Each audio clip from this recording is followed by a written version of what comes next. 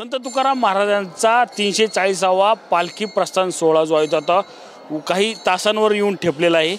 याच संदर्भात बोलण्यासाठी आपल्यासोबत विश्वस्त उमेश महाराज मोरे आहेत। सर, काय सांगाल, कशा प्रकारची तयारी जी आहे ती आता संस्थांकडून झालेली आहे? कोण कोण उद्या या महापूजा असेल किंवा प्रस्थान सोहळ्याला उपस्थित राहणार आहे? रामकृष्ण हरी।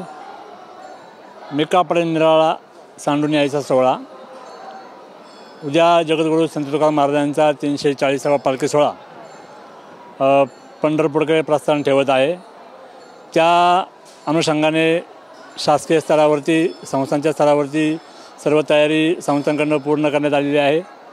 उद्या सकाळी या ठिकाणी मुख्य प्रस्थान सोहळा संपन्न होईल। तत्पूर्वी सकाळी नित्याप्रमाणे सकाळी काकडा आरती होईल, त्यानंतर श्रींची महापूजा होईल, त्यानंतर 10 ते 12 देवकारांचं काल्याचं कीर्तन होईल व त्यानंतर दुपारी साधारणपणे 2:30 वाजता मुख्य पूजेला या ठिकाणी सुरुवात होईल।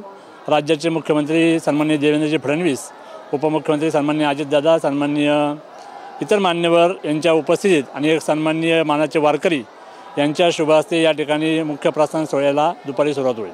नक्कीच दुपारी 2च्या सुमारास जे आहे ते आता मुख्य प्रस्थान सोहळ्याला जे आहे ते सुरुवात होईल। त्यामध्ये मुख्यमंत्री देवेंद्र फडणवीस असतील, उपमुख्यमंत्री अजित पवार असतील किंवा अन्य मान्यवरांच्या उपस्थितीमध्ये हा प्रस्थान सोहळा आणि महापूजा जी आहे ती या ठिकाणी होणार आहे। त्यामुळेच आपण पाहिलं तर देहू संस्थांकडून जे आहे ते आता उद्याच्या प्रस्थान सोहळ्याची तयारी जी आहे ती आता पूर्ण झालेली आपल्याला एकूण पाहायला मिळत आहे। Cameraman Sushant Sameer, Ranjit Jadhav, TV9 Marathi, Dehu, Pune.